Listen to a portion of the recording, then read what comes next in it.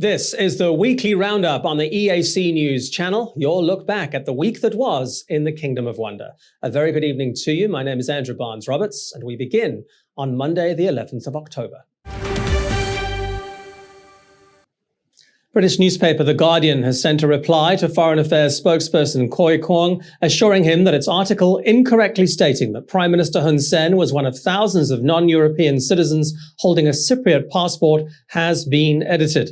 The reader's editor of the news outlet, Elizabeth Ribbons, confirms receipt of his letter and says the newspaper is taking the appropriate action. The report was first published last Sunday and went viral in Cambodia, prompting a widespread backlash. EAC News reporter Reo Soko has the story. The Guardian initially published the article with the headline, "Law Firm Founded by Cypriot President Accused of Hiding Assets of Russian Exile." In it stated that Prime Minister Hun Sen was listed as one of thousands of non-Europeans who had been given a Cypriot passport. The article was quickly condemned and subsequently edited to read that members of Prime Minister's inner circle were holding Cypriot passports, not the Prime Minister himself. In addition to the Ministry of Foreign Affairs demanding a correction from the Guardian, it also sent a letter to the Cypriot government asking for cooperation in providing proof that Prime Minister Hun Sen is not a citizen of their country. The article has even sparked a constitutional amendment in the kingdom, with the Council of Ministers approving a draft amendment which mandates only Khmer nationality for the country's top office bearers. The Guardian's reader's editor, Elizabeth Ribbons, issued the paper's reply via email on Monday. She has reassured that the error in the article has already been amended and footnoted accordingly. Ribbons has also added that the edited article is scheduled to be listed in the Guardian's online corrections and clarification column and will appear in the early hours of Tuesday morning. She concluded her email by saying that the Guardian regrets the concern caused to Prime Minister Hun Sen, but hopes that its prompt action to rectify this error provides a satisfactory resolution. Rhea Soko, EAC News. Cambodia's rollout of booster shots to the general population has begun in 11 of Phnom Penh's 14 districts. The third dose of COVID-19 vaccine is an attempt to bolster immunity in the kingdom, while the government considers when to fully reopen the economy and the country's borders. EAC News reporter Yuri Matosko has the details. The first and second dose campaign has been an incontestable success. 11.5 million of the country's 16 million have already been fully vaccinated. Now, the government is officially taking one step further to achieving a new normal, with the booster shot campaign rolling out first in Phnom Penh. The campaign was officially launched on Monday by Defense Minister Tia Ben, who said the booster shots will create a truly strong community immunity, especially against infections of the Delta variant. Previously, we opened the campaign on the 30th of April at this place and red zones in Phnom Penh for the first time in 4 districts. Now I have expanded to 6 districts and to some factories. In the COVID-19 daily report, we are able to gradually control the spread of COVID-19 because we provide vaccines everywhere. Now it is said that almost 100% of the adult population has been vaccinated. That's 99.24% out of 100%. The defense minister has also announced that health workers will receive help from the military in getting booster shots into arms. More than 3,500 troops are joining 152 medical teams across the capital. Vaccinated adults must have been fully vaccinated at least 4 months before they can receive their booster shot. They are also being reminded by the health ministry to continue practicing the 3 does and 3 don'ts. Officials say this is the only way to maintain a strong defense against COVID and allow for a full reopening of the economy. With the second dose campaign for adults largely completed, the kingdom is now focused on increasing immunity by applying booster shots for the general public. Starting this Monday in 11 of Phnom Penh's 14 districts, the residents should bring their vaccination cards and head to a vaccination center to receive their free booster shot vaccine. The capital's remaining districts will start applying for the vaccines from the 30th of October, before Other vaccination sites open in other parts of the country. Yuri Matosko, EAC News, Phnom Penh. After a pandemic-forced delay, Miss Grand Cambodia 2021 finally took place on Sunday. 23-year-old Pokimten Sotida of Battambang beat out beauties from the country's other provinces to take the crown. The charm, charisma, and beauty of Pokimten Sotida conquered the judges on Sunday, giving the Battambang candidate the crown of Miss Grand Cambodia 2021. Sotida has a long history of winning beauty pageant, having been crowned Miss City Tourism in 2017 and Miss Asia Pacific International Cambodia in 2019. She delivered an emotional message during the pageant, saying the crown is not just about the beauty, but the opportunity to share love and kindness, while there are so many people still suffering not just in Cambodia, but as she reminded, in the Southeast Asian nation of Myanmar. Followed by more than 18,000 people on her Facebook page, she is already being called the Inspiration Queen. Second place went to Kampong Chang's Inglia Kana Sambor, with third place going to Sihanoukville and Kumton. Well, now for a look at news making international headlines this Monday, the 11th of October. A short-range transport aircraft carrying a group of parachute jumpers has crashed in the Russian region of Tatarstan, killing 16 people and severely injuring 6 others. The plane, which came down near the city of Manzalinsky, had been carrying 20 parachutists and 2 crew members. It is the third Russian plane crash in as many months. According to Russian media, the plane was built in 1987 and was owned by the government-linked Volunteer Society for Cooperation with the Army, Aviation, and Navy.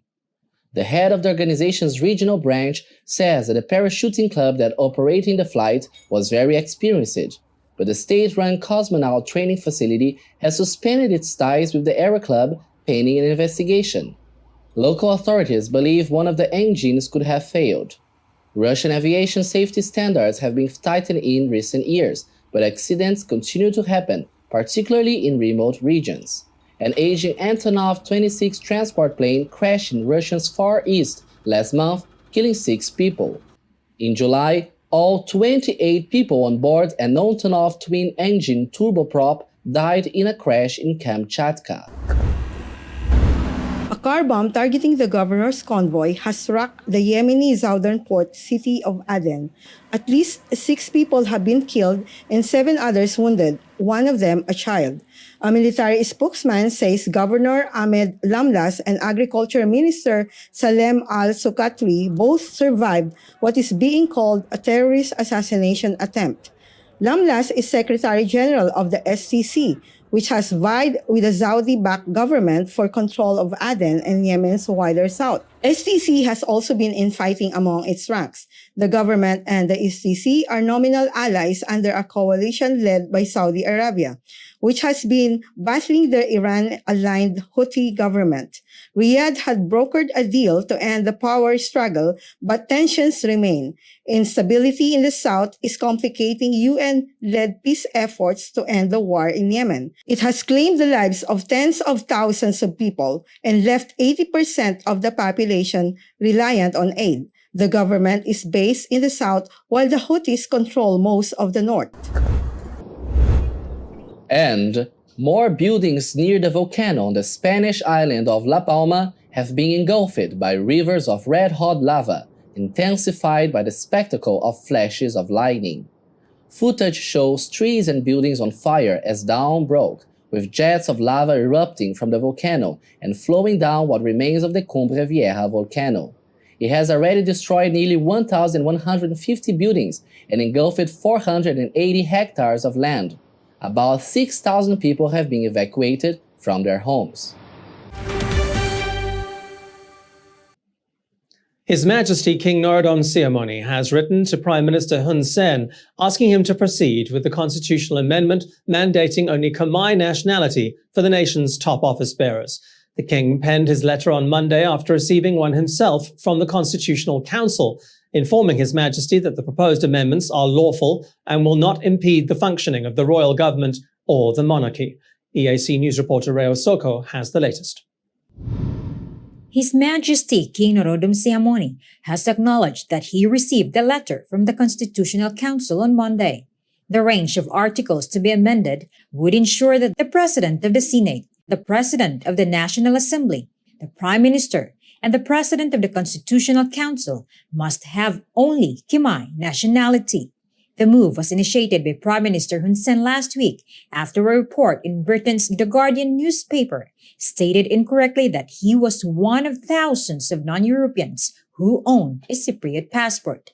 Having been informed that the amendments are all above board, the King has now formally moved the process a step further, granting royal assent for the amendments to be processed.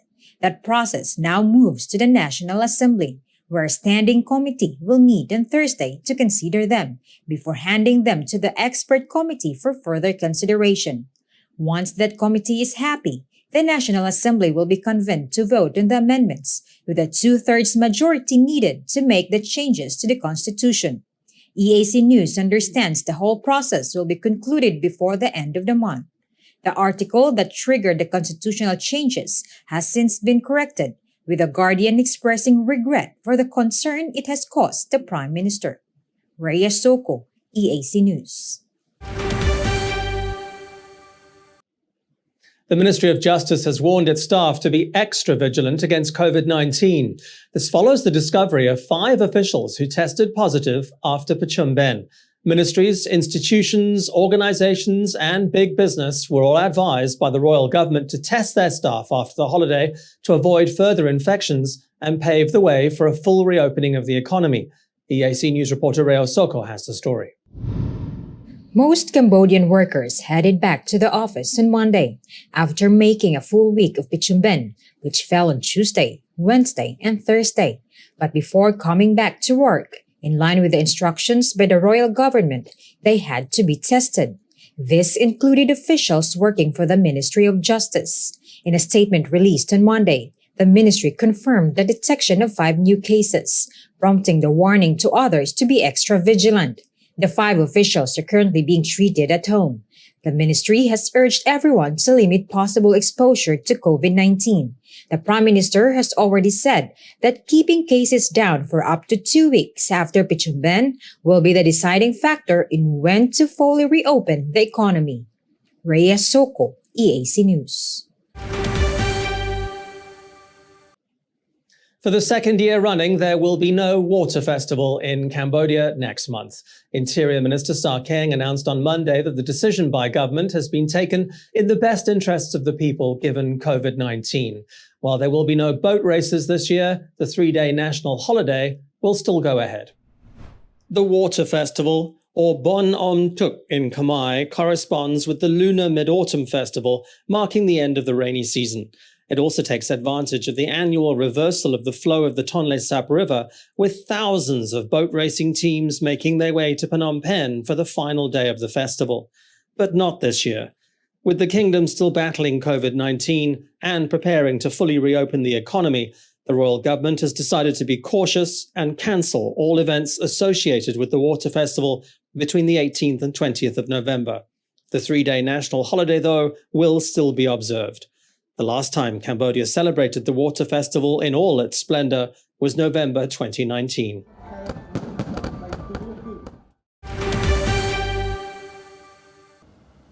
Now for a look at news making international headlines this Tuesday, the 12th of October. The Mexican Navy has seized 2.4 tons of meth and 7 kilograms of marijuana.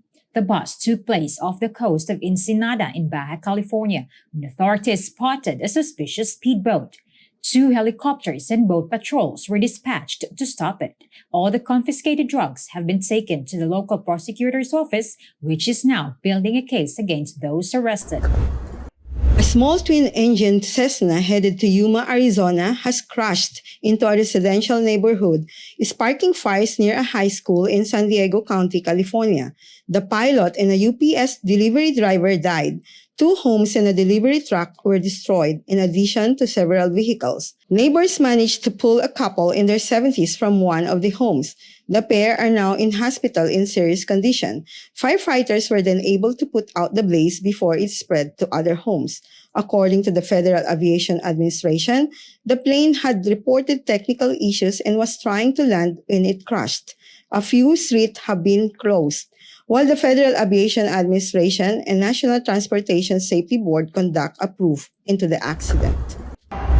And a huge fire broke out on Monday in a fuel storage tank at the Zarani oil facility in southern Lebanon, 50 kilometers south of Beirut. 25 fire trucks responded to scene. It took firefighters more than 3 hours to put out the blaze. They then cooled the surrounding tanks to prevent any flare-ups or explosions. A worker says he had heard a loud bang before the fire broke out. The Zarani facilities also include a power plant of the same name and provide 15% of Lebanon's oil. The fire is the latest disaster to hit Lebanon, where fuel shortages amid a deepening economic crisis have forced the country's 2 biggest power plants to shut down over the weekend. Lebanon is struggling from an economic meltdown dubbed by the World Bank as one of the deepest depressions of modern history. 3/4 of its population have been plunged into poverty. The local currency has lost 90% of its value in the past 2 years.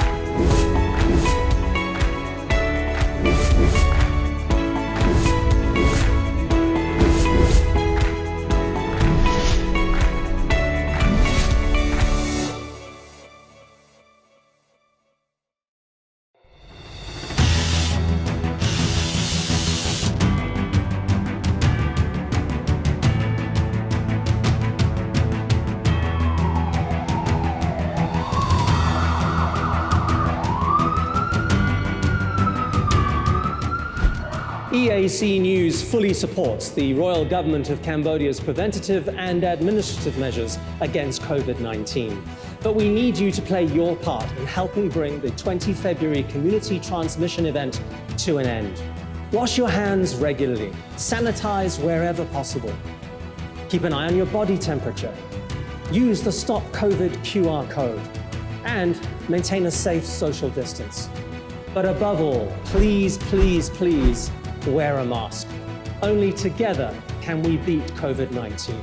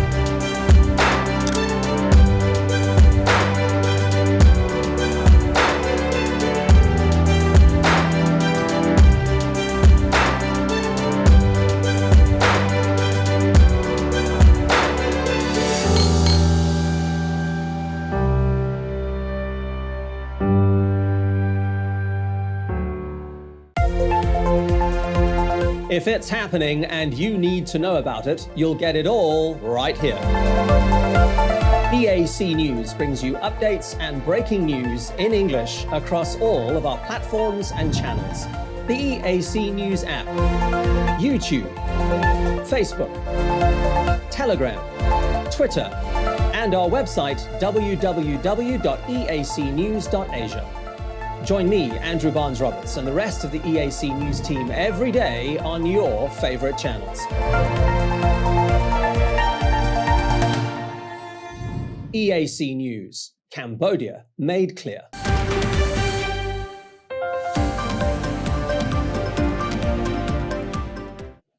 On Cambodia's second National Disaster Management Day, Prime Minister Hun Sen has called for a strengthened disaster management mechanism.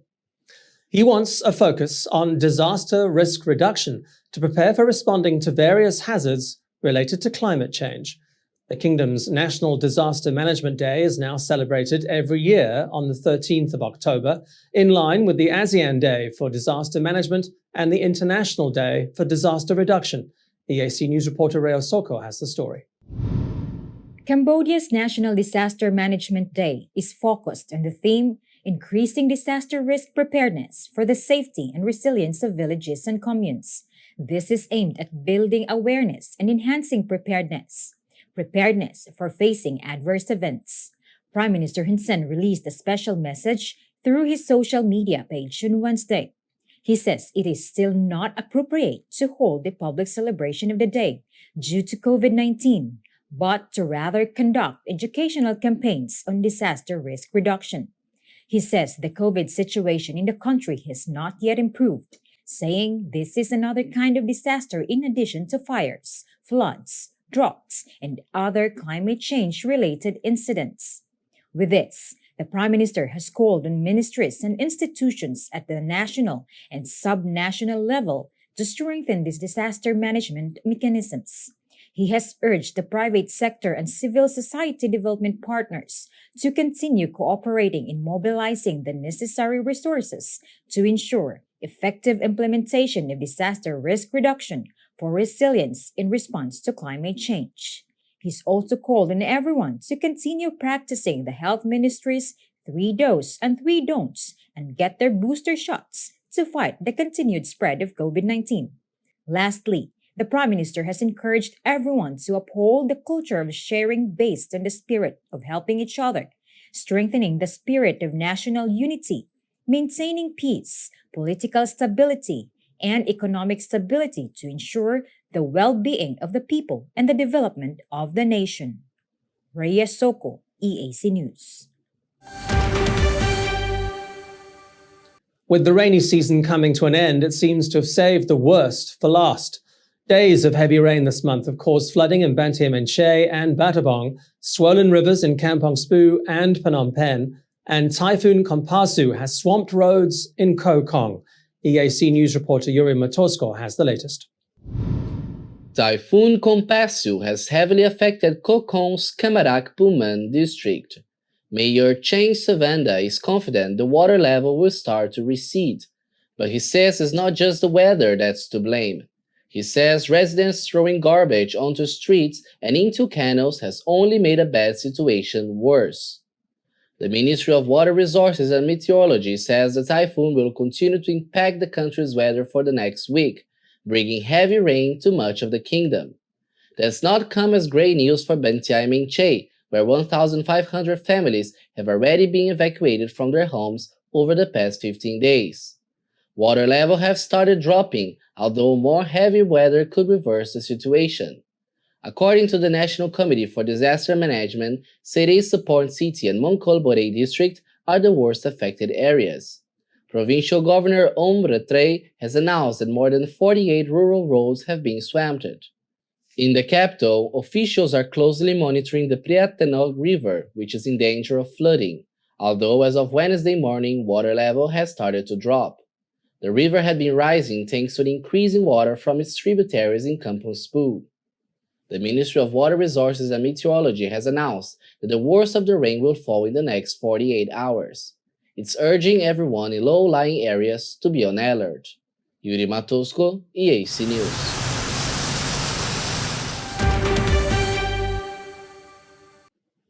After years of clearing the kingdom's provinces of the remnants of war, the royal government is working hard to declare Kaip the country's first mine-free province. This was discussed during Tuesday's meeting between the Cambodia Mine Action and Victim Assistance Authority and the Hungarian Embassy. It's been helping Cambodia with its Mine-Free Village pilot project. EAC News reporter Reo Soko has more. The Mine-Free Village pilot project is underway in Damnak Chang-e village in Cape's Prey Thom commune. With this project, the Hungarian government, through its embassy in Cambodia, is providing humanitarian assistance equivalent to $28,570. First Vice President of the Cambodian Mine Action and Victim Assistance Authority, Lee Tut, has expressed gratitude to the government and people of Hungary in supporting mine clearance operations in the country. On Tuesday, Tut asked Hungary's charge d'affaires, Istvan Bakush, to continue the country's support for the Mine-Free Village project in two other villages in Cape Province. These are Chamka B and Chamka Chek. When these two are cleared of mines, Cape will be declared as the first ever mine-free province in Cambodia. The government says there are a total of 10 minefields in Cape, and the province will be declared mine-free just as soon as these are cleared. Bakush has said that Hungary is happy to see the development of mine clearance operations in the kingdom. He says he'll visit Cape soon to see the results firsthand. Rhea Soko, EAC News. Well, now for a look at news making international headlines this Wednesday, the 13th of October. The Aliso fire in California has nearly doubled in size, with the flames now spanning more than 5,000 hectares. It is 0% contained, forcing the closure of parts of Highway 101 and prompting evacuations. At least 100 homes are threatened. The fire jumped from the east side to the west side of the freeway on Tuesday. Hundreds of firefighters are battling the blaze. It broke out on Monday afternoon near Aliso Lake in the Santa Ynez Mountains. It's being stoked by sweltering and dry conditions that experts say are symptomatic of climate change during a summer fire season already shaping up as one of the most destructive on record. Last month, U.S. President Joe Biden approved a disaster declaration for California after a series of wildfires hit the state. A car bomb has exploded near a market in the northern Syrian town of Afrin, which is controlled by Turkey-backed Syrian opposition fighters. 6 people have been killed, while 12 others have injured, including 2 children. Video footage shows smoke billowing from a fire burning in the street, while emergency service workers spray water into burning vehicles. Turkey has blamed previous bombings in Afrin on the Syrian Kurdish group YPG, which held the Afrin area until Turkish forces seized the region in a cross-border military operation in 2019. Turkey regards YPG as a terrorist group tied to the Kurdistan Workers' Party and has staged incursions into Syria in support of Syrian rebels to push it back from the Turkish border. YPG views Turkey as an invader and occupying force. And the eruption of the Cumbre Vieja volcano shows no signs of abating. As a river of molten rock continues to flow in the northeast of the Canary Islands of La Palma, authorities ordered more than 700 residents of La Laguna to leave their homes with their belongings and pets. The eruption began on 19 September and has already laid waste to nearly 600 hectares. Torrents of molten rock have destroyed almost 1,200 buildings and forced the evacuation of 6,700 people. The only good news is that claims spread on social media about the eruption potentially causing a tsunami have been dismissed as remote. The theory is based on a 2001 research article that the islands of La Palma is at risk of undergoing a large landslide, which could cause a tsunami across the Atlantic Ocean. The U.S. Tsunami Warning Center says it is continuing to monitor events of La Palma. Prime Minister Hun Sen says the royal government is concerned about the preservation of heritage buildings as the country rapidly develops. He says there's a need for balance between conservation and development that requires government to intervene. He's reminded landowners of a list of recommendations already set out as the law on the protection of cultural heritage. EAC News reporter Yuri Matosko explains. Heritage buildings are visible landmarks with historical and cultural value. When a historical building stands its ground for the future, it turns into an architectural testimony of the city. But such buildings are threatened, especially if they are located in urban areas, under the risk of being demolished in the name of development. Phnom Penh is uncontestably changing at a rapid pace, creating concern that its heritage buildings need to be preserved. The royal government has therefore recommended landowners to review the law on the protection of cultural heritage, laid down back in 1996. The recommendations state that all buildings considered to be heritage should maintain their original appearance, not to be demolished or have their facades modified. If any heritage site needs to be repaired or altered, a request must first be sent to the Ministry of Culture and Fine Arts. Authorities have also declared plans for focusing on policies and roadmaps to promote conservation and sustainable development of heritage-filled areas. Sites such as the much-loved post office shows how much historical buildings can blend with the development of the city and even promote architectural tourism for international tourists. Hotel and business can mix those buildings with modern interior designs, co-creating with technology and history. It shows how carefully the country safeguards its heritage and how strongly it's looking forward to the future without leaving anything of great value behind. Yuri Matosco, EAC News, Phnom Penh. The Kingdom of Cambodia commemorates the 9th anniversary of the death of His late Majesty King Father Norodom Sihanouk on Friday.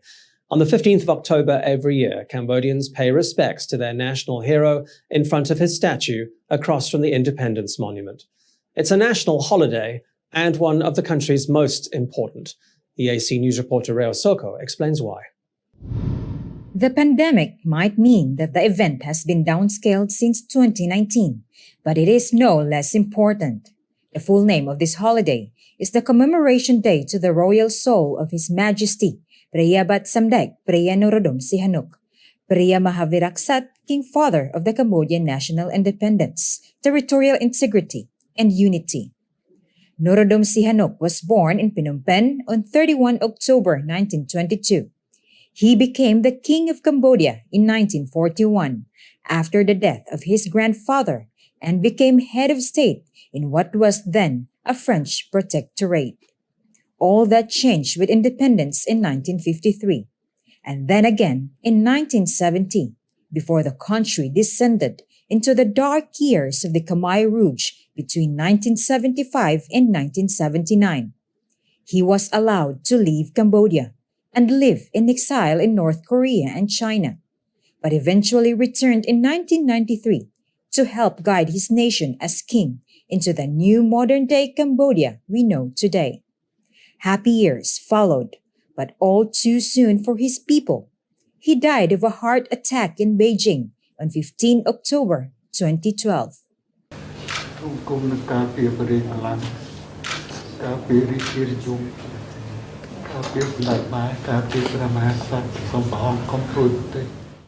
The whole nation was in grief. They'd lost a beloved hero. EAC News spoke to one of the kingdom's most highly respected researchers, Huy Vanak. He's also the founder and president of the Union of Journalist Federations of Cambodia. He explains why Cambodians loved King Father Norodom Sihanouk so much. The commemoration day of the king is not just for the king, but to tell people that you need to hold this kind of national spirit, solidarity, unity, and keep holding this to respect not only King Norodom Sihanouk, our founding father, even our future leader that have made a lot of sacrifice for the country. For our King Father Norodom Sihanouk, he have a lot of speciality in terms of as a leader. He charismatic leader. He's smart. He's talented. He's a musician. He's a composer. And more important thing, he is a king. He's a good politician. He's a good leader. He knows a lot of world leader, like Charles de Gaulle, like John Kennedy, Zhou Enlai, Mao Zedong, all the leader that he's make friend with. And it is good for Cambodian that he build Cambodia as a nation.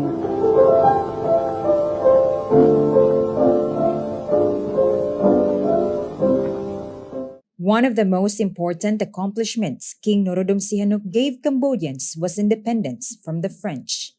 According to Vanak, the King Father was both icon and idol. Being a journalist during the king's time, Vanak himself idolized the goodness of the king. I value his legacies a lot. He make no racism. Whatever he tried to do in the past is to serve the interests of Cambodia. But you know, because of the Cold War, because of geopolitical issue, that the small country like Cambodia is hard to get away from the superpower, turn Cambodia to war and bloodshed. That's it's not his mistake. But we need to learn from a good side that that we can learn from him. Vanak says, for him, King Norodom Sihanouk built the nation, transforming it from a poor country to a modern, independent state. Without independence, he says it would have been like living in another home or not having a home at all. King Father Norodom Sihanouk is Cambodia's symbol of independence, self-determination, unity, and national continuity. He was very much the father of the nation and is still very loved by his people. No doubt, this is the reason why he has left the mark on every Cambodian's heart. Rhea Soko, EAC News, Phnom Penh. 2 million of the 3 million doses of Sinovac promised by Chinese Foreign Minister Wang Yi in September landed at Phnom Penh International Airport on Thursday morning. They were welcomed by Health Ministry Secretary of State Yuk Sambat. They come at a critical point in Cambodia's vaccination rollout as herd immunity approaches, along with a full reopening of the economy. EAC News reporter Yuri Matosko has the story. The flight from China landed mid-morning on Thursday with some very welcome cargo. 2 million doses of Sinovac gifted by China, with a further million expected to be delivered later this month. Secretary of State in the Ministry of Health, Yuk Sambat, says the doses will be used to complete the vaccination campaign for children, while also allowing the government to ramp up its booster shot campaign, which is already underway in 11 of Phnom Penh's 14 districts. The sheer success of Cambodia's vaccination campaign is clear for all to see. Shared by the Ministry of Health, the FT Vaccine Tracker shows Cambodia as one of the leading countries of the world for vaccination campaign, even ahead of developed countries such as UK, France, and Japan. When it comes to fully vaccinated citizens and residents, the kingdom currently ranks 16 in the world. But while the vaccinations have been reaching everyone in the country, not everyone is coming to get their vaccination cards. According to Vaccination Campaign Chiefs of Operations General It Sarath, 10,000 vaccination cards are lying in wait for their owners to various vaccination centers across Phnom Penh. He's urging everyone to please come forward and collect them, with vaccination cards now mandatory for entry to business locations, banks, shops, markets, and restaurants in the capital. Itzara says the Defense Ministry is putting various encouragement strategies in place to ensure those vaccination cards are collected. These included posting names and phone numbers on the Defense Ministry's Facebook page and sending text message to those concerned. Yuri Matosko, EAC News. Now for a look at news making international headlines this Thursday, the 14th of October. A man armed with a bow and arrows has gone on the rampage in Norwegian town of Kongsberg, 68 kilometers from the capital Oslo. He's killed 5 people and wounded 2 others in the deadliest attack in Norway in a decade. The attack began shortly after 6 p.m. on Wednesday local time, when the assailant began making his way through the center of the town. The authorities, after urging residents to seek shelter inside, apprehended the suspect about half-hour later. He's a 37-year-old Danish man living in Kongsberg. A motive for the attack is still unknown. The killings have left a country where murder is rare and the police, usually unarmed, on edge. Following the attacks, Norwegian police have now been given authorization to carry weapons. A 36-year-old Serb has been shot in the back and 6 police officers have been injured after police used tear gas to disperse a crowd that became hostile after raids on suspected smugglers in northern Kosovo. Police responded when protesters used hand grenades and stun guns against officers. Kosovo police says officers met resistance in the town of Mitrovica, which is ethnically divided between Serbs and Albanians. Kosovo declared independence from Serbia in 2008, but around 50,000 Serbs who remain in the northern part of the country refuse to recognize authorities in the capital, Pristina.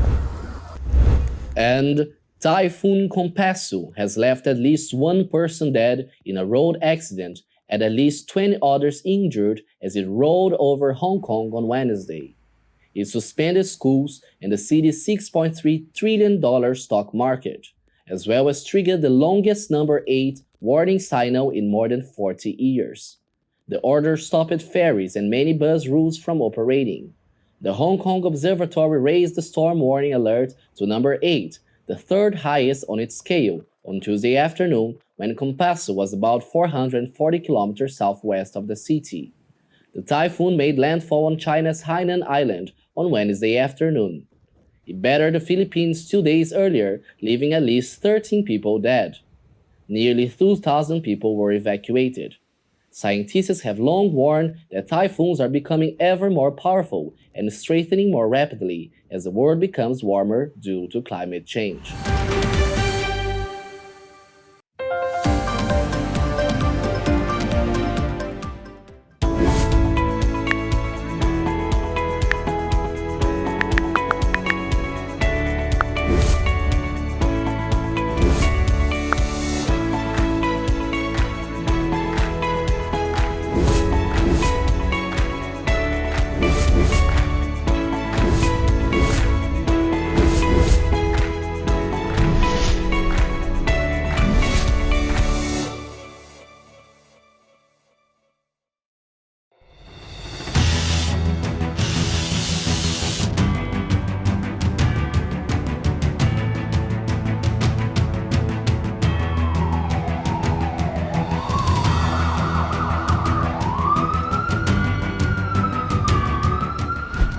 EAC News fully supports the Royal Government of Cambodia's preventative and administrative measures against COVID-19.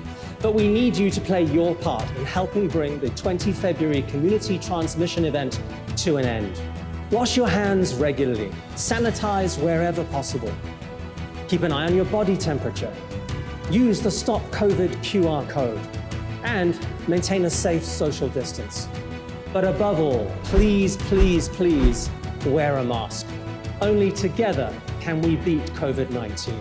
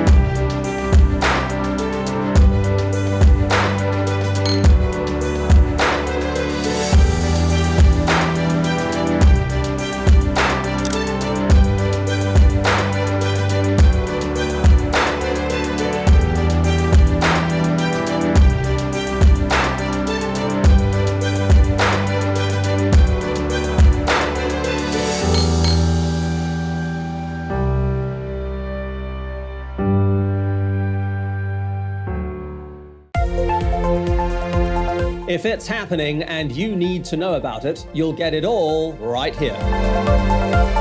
EAC News brings you updates and breaking news in English across all of our platforms and channels.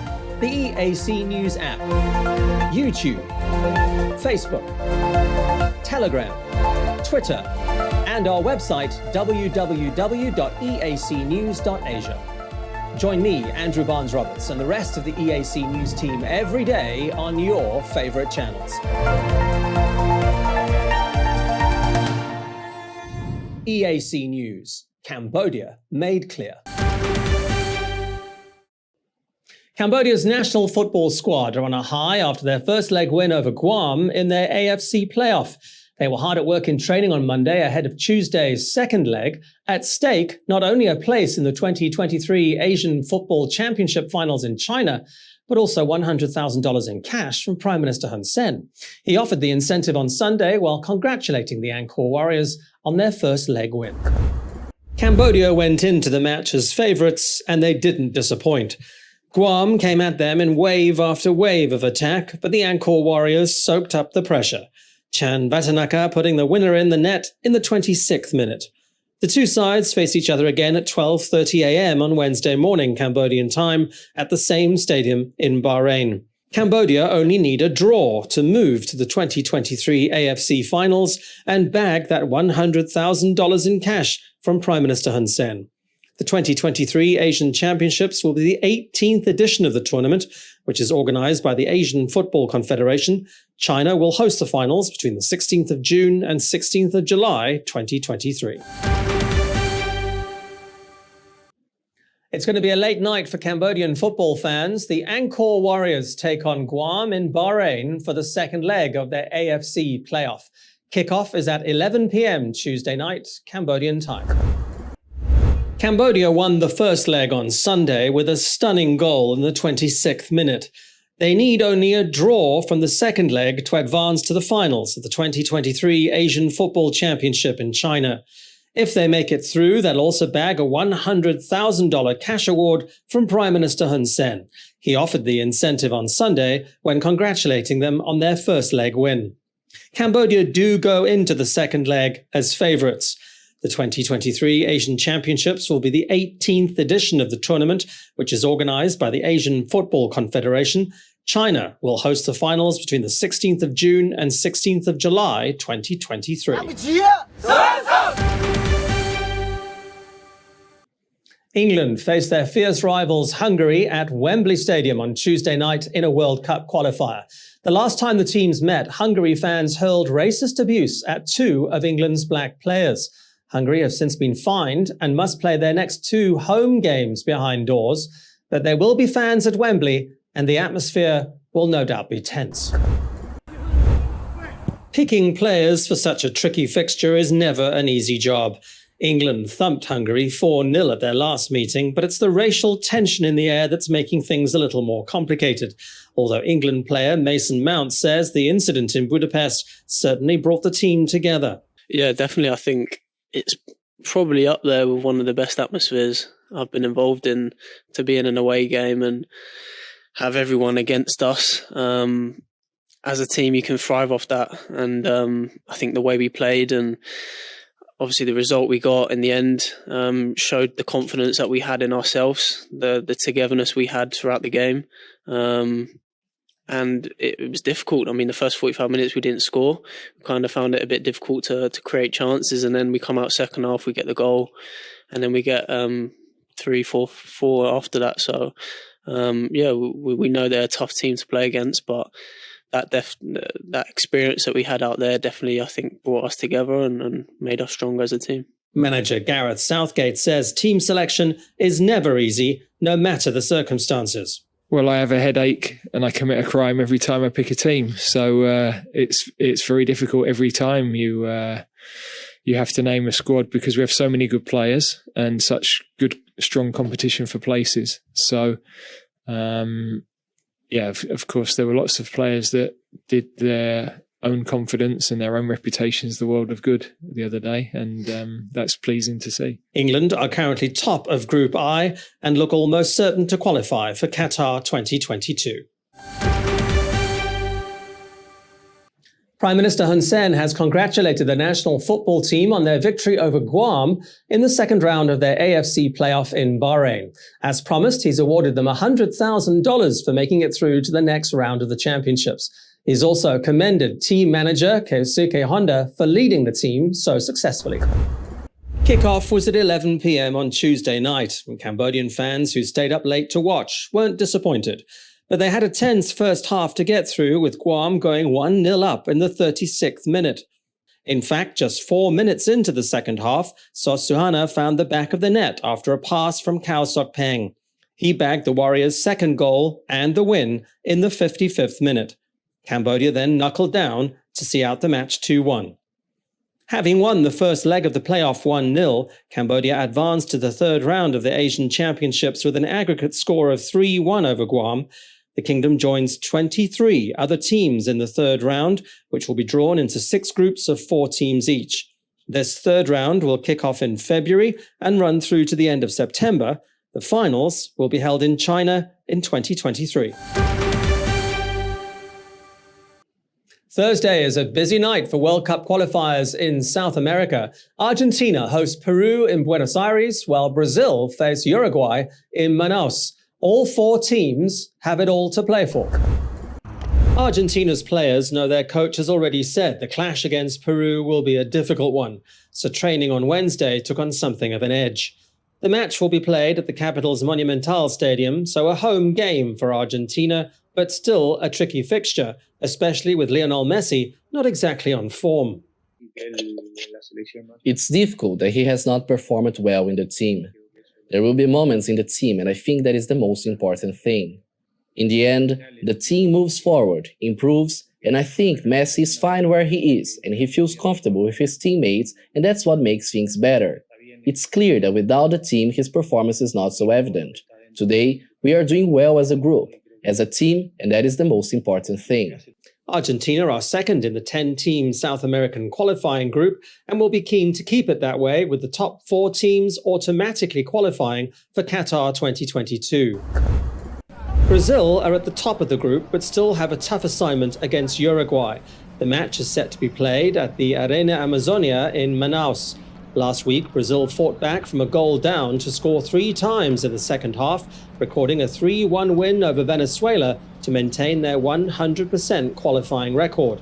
As the coach said himself, Neymar will be key. I've talked to Neymar about his position, his function, about important situations, the joy he brings to the team. He is a player that has an important creative space within the team, trying to enjoy everything in the best possible conditions. There's other aspects that are more important, and we try to respect everyone's emotional situation. Brazil are 5 times world champions and are a full 6 points ahead of Argentina at the top of the group. Uruguay occupy the 4th spot, just 1 point ahead of Colombia, so the pressure is on the visitors on Thursday night. It's one of the most talked about shows of the year, and it might be dubbed into English, but that hasn't stopped people wanting to learn the show's original language. We're talking, of course, about Squid Game. Squid Game, where contestants play childhood games with deadly consequences. But the hugely popular Netflix show has had an unpredicted consequence of its own: a massive spike in the number of people wanting to learn Korean. Canadian Katerina Costa has been learning Korean for 2 years already, but says her parents are now wanting to join her after binge-watching the show. My most shocking reaction was actually my parents watching it, because it's a different language.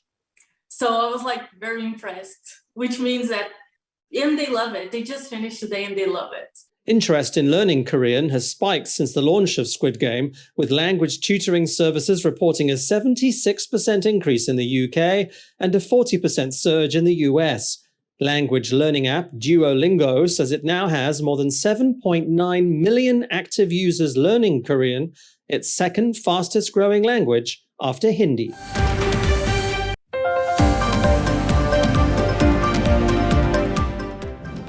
Thanks for watching the Weekly Roundup here on the EAC News Channel. More from the EAC News team in the Daily Roundup, Monday nights at 8.